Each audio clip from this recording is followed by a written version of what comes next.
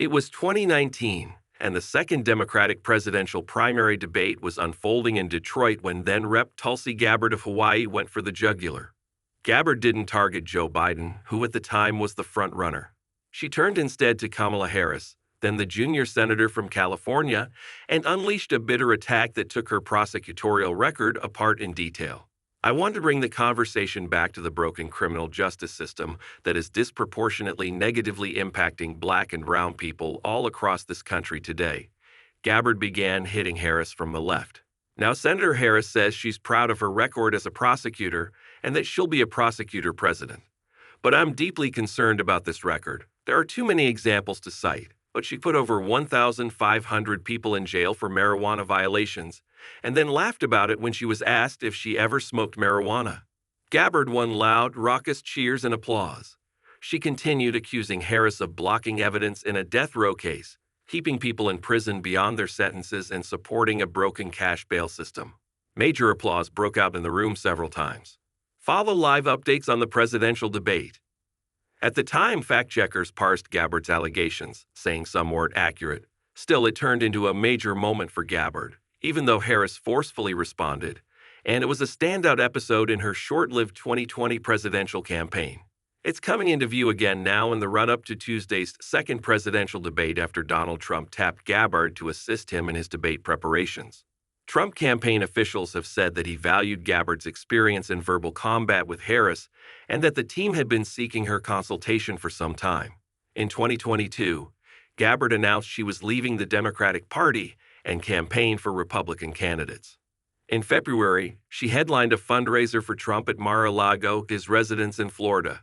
Gabbard had been among those under consideration to be Trump's vice presidential pick, and she became a more active part of his team. She's a frequent Harris critic on Fox News. She moderated a town hall for Trump, and she was recently named to his transition team. Back in 2020, amid a crowded primary field, Gabbard's focus on Harris took many observers by surprise. I remember thinking, that's an interesting target. Why Kamala?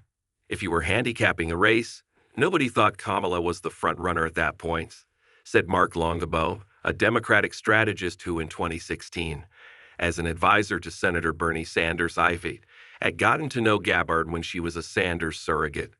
The attacks were effective, Longabaugh said, in part because Harris wasn't yet well-known nationally. When somebody comes after you like that and starts laying down a bunch of charges, it causes voters to sort of scratch their head because they don't know. If she had gone after Biden or Bernie or someone better known in the field, it might not have been as effective in some ways, Longabaugh said. Harris was kind of caught off guard. She didn't expect such a tough attack from Tulsi Gabbard out of the blue. Asked about Gabbard's involvement in debate preparations, such as they are in Trump world, a Trump campaign official said she had been helpful getting Trump to think about the pivot from attacking Harris to highlighting his policies or what he would do differently. That included talking through how to take things one step beyond the attack lines he gives at rallies into cohesive debate answers. The campaign official said the Trump team had been trying to get Gabbard involved for a while. Tulsi Gabbard whipped Kamala Harris' butt on the debate stage. Trump spokeswoman Caroline Leavitt said she's offering her advice to President Trump ahead of Tuesday's debate. When Gabbard went after her, Harris had come off her own major debate moment. In the first 2020 debate, on a crowded stage, Harris went after Biden over a decades-old busing policy and for his past comments about working with segregationist senators. I do not believe you are a racist, she said as part of the encounter. Raising that prospect in the first place at the time rankled the Biden campaign. In the Detroit debate, Harris did hit back at Gabbard, accusing her of having spent time during Barack Obama's administration going on Fox News and attacking him.